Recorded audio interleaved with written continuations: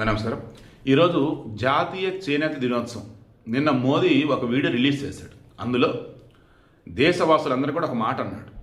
1905 ఈ ఆగస్టు 7వ తారీఖున వాళ్ళు పిలుపునిచ్చారు.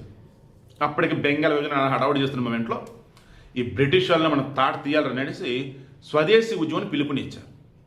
అదేంటి, మన దేశంలో తయారైనటువంటి వస్త్రాలనే మనకు ధరించాలి, మన దేశంలో తయారైన వస్తువులే మనం వాడాలి.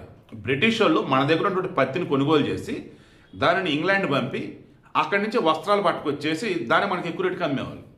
మన దగ్గర చేనేత వస్త్రాలు వచ్చేసి నెమ్మది డిమాండ్ పట్టుకోవడం తగ్గిపోయింది. అప్పుడు స్వతంత్ర ఉద్యమంలో భాగంగా పిలుపునిచ్చాం, చేనేత వస్త్రాలు ధరించాలి అని. ఇక అప్పటి నుంచే రాట్నం ఇవన్నీ కూడా బాగా ఫేమస్ అయ్యాయి.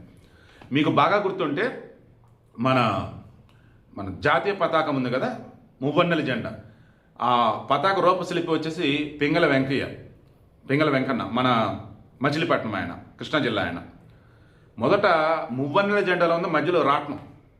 ఇక ఆ తర్వాత వచ్చేసి అశోక ధర్మచక్రం వచ్చింది.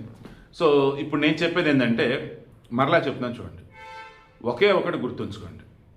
ఎప్పుడైనా కానీ మన చుట్టుపక్కల కష్టపడి ఎదుగుతున్నటువంటి వారికి కనుక సాయం అందించాము అంటే మన దేశం బాగుంటుంది, వాళ్ళు బాగుంటారు. ఈరోజు మోదీ అదే పిలుపునిచ్చాడు. ఈరోజు ఏపీ వ్యాప్తంగా కూడా జాతీయ చేనేత దినోత్సవం జరుపుతూ ఎవరైతే ఈ మరమగ్గం కావచ్చు, నార్మల్గా మగ్గం కావచ్చు, చేనేత మగ్గాలలో ఉన్నారో అప్రాక్సిమేట్లీ 179 కోట్ల రూపాయలు వారి ఖాతాలు ఈరోజు పడుతున్నాయి. మొత్తం 71,536 కుటుంబాలకి ఒక్కొక్కరికి 25,000 రూపాయలు సింగిల్ టైం. నేను క్రాస్ చెక్ చేస్తాను, ఎవరు 5,000 రూపాయలు ఫస్ట్ ఫేజ్ అన్నారు, అంత లేదే. క్రాస్ చెక్ చేస్తే ఒకేసారి 25,000 రూపాయలు అకౌంట్లో వేస్తున్నారు. తర్వాత చేనేత మగ్గాలకు ఆల్రెడీ 200 యూనిట్లు పవర్ వచ్చేసి ఫ్రీ, మరమగ్గలు కనుక అయినట్టయితే 500 యూనిట్లు ఫ్రీ. ఇలా చెప్తూ పోతే ఆనాడు స్వదేశం ఉద్యమ స్ఫూర్తితో ఈరోజు జాతీయ చేనేత దినోత్సవం రోజున చేనేత కళాకారుల్ని ప్రోత్సహించాలని మోదీ పిలుపునిచ్చిన దానికి తగ్గట్టుగానే ఏపీలో చంద్రబాబు సైతం కూడా దానికి తగ్గట్టుగా ఉన్నారు. మనం కూడా అలా ఉన్నాం.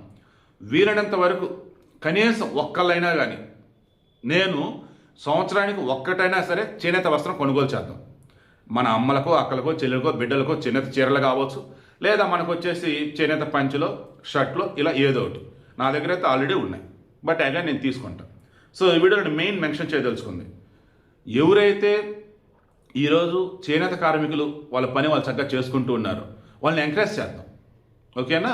ప్రభుత్వం ఎంకరేజ్ చేస్తుంది, మనం కూడా ఎంకరేజ్ చేద్దాం. మోడీ కూడా అదే పిలుపునిచ్చాడు.